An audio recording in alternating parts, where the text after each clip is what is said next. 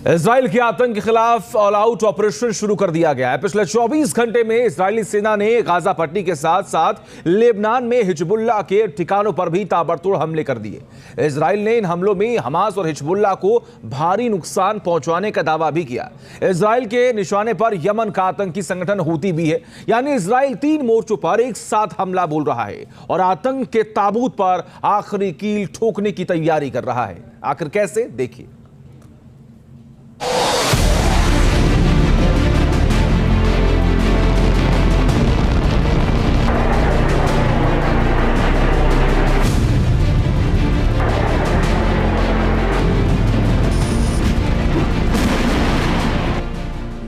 Netanyahu की यलगार, 3 मोर्चों पर प्रहार।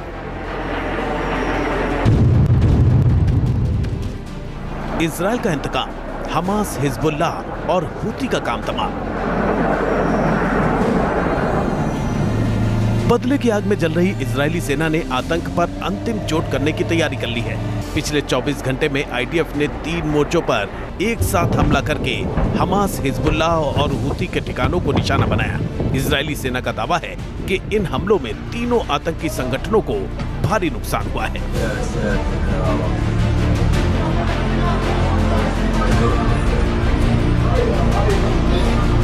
इजरायली सेना ने गाजा में हमास के खिलाफ अपना ऑपरेशन और तेज कर दिया। आईडीएफ ने गाजा से वेस्ट बैंक तक हमास के ठिकानों पर भीषण हमले बोले। इन हमलों में हमास को भारी नुकसान उठाना पड़ा। इजरायली सेना ने गाजा में एयर स्ट्राइक और जमीनी ऑपरेशन चलाकर हमास पर आखिरी चोट करने की कोशिश की। इजरायली सेना का पहला हमला दक्षिणी गाजा पट्टी में खान यूनिस में हुआ। आईडीएफ ने एक घर पर एयर स्ट्राइक की। मीडिया रिपोर्ट्स के मुताबिक इजरायली सेना के इस हमले में 4 लोगों की मौत हो गई, जबकि 6 लोग घायल हो गए।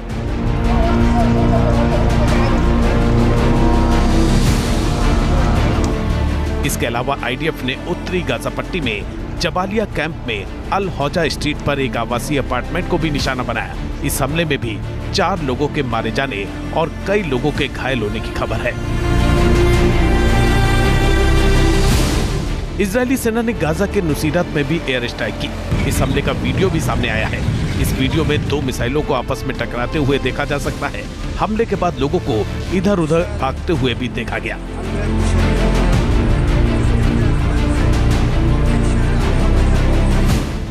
इजरायली सेना ने जेनिन में एक ड्रोन हमले में अल कसम ब्रिगेड के कमांडर रफत दावासी और अहमद अबू ओरा को भी मार गिराने का दावा किया। इन दोनों ने मिलकर पिछले 3 महीनों में इजरायली सेना के खिलाफ कई ऑपरेशनों की योजना बनाई और उन्हें अमली जामा पहनाया। इजरायली सेना और सिंडबेट के मुताबिक दोनों आतंकी पिछले सप्ताह जॉर्डन घाटी में एक गोलीबारी की योजना बनाने में शामिल थे, जिसमें 23 साल के योनाथन ड्यूश की मौत हो गई थी और एक अन्य नागरिक घायल हो गया था। जेनिन में जिस कार में दोनों आतंकी बैठे थे, उसे निशाना बनाकर किए गए ड्रोन हमले में अक्काबा के अहमद अबू आरा और सिलात अल हरीथिया के राफत दावासी मारे गए। आईडीएफ और शिनबेट का कहना है कि अबू आरा अतिरिक्त आतंकी हमलों में शामिल था, साथ ही विस्फोटक उपकरणों के निर्माण में भी शामिल था, जबकि दावासी जेनिन में हमास के आतंकी नेटवर्क का एक वरिष्ठ सदस्य था। इजरायली सेना ने दावा किया कि उसने पिछले 24 घंटों में सेंट्रल गाजा में हमास के 40 ठिकानों पर बमबारी की। ये कार्रवाई हमास के उस दावे के बाद की गई कि उसके लोगों ने दक्षिण गाजा में कुछ इजरायली सैनिकों को मार डाला है और घायल कर दिया है।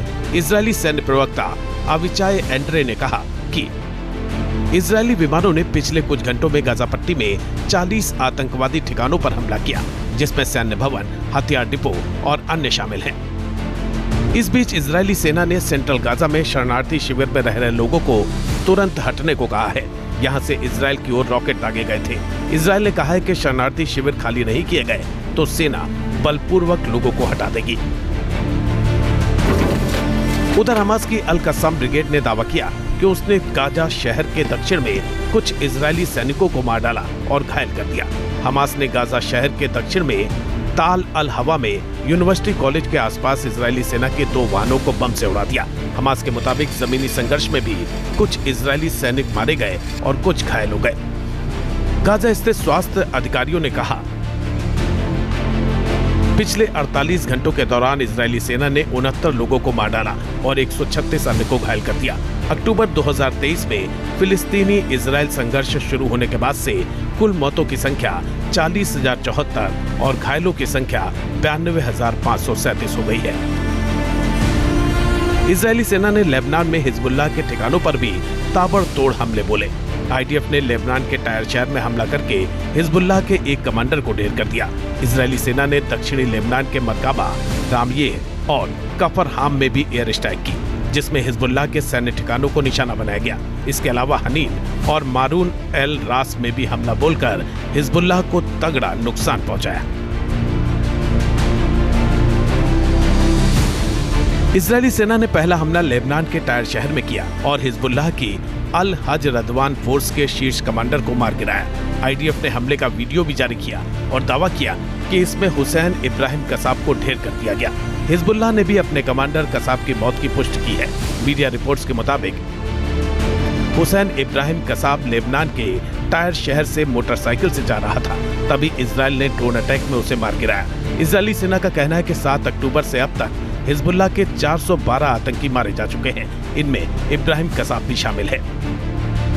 इजरायली सेना ने दक्षिणी लेबनान के मरकाबा, रामये और कफर हाम में हिजबुल्लाह के सैन्य स्ट्रक्चर्स पर भी हमला किया। इसके अलावा आईडीएफ ने दक्षिणी लेबनान में एटतिरी, येटर, लब्बोनेह और हनीन में भी हमले करके हिजबुल्लाह के ठिकानों को तहस नहस कर दिया। आईडीएफ ने दक्षिण लेबनान में हनीन और मारून एल रास में भी हिजबुल्लाह के ठिकानों पर हमला बोला। इस हमले में हिजबुल्लाह को भारी नुकसान हुआ। इसके अलावा इजरायली सेना ने नबाती में रात भर बम बरसाकर हिजबुल्लाह के हथियार गोदाम को तबाह कर दिया।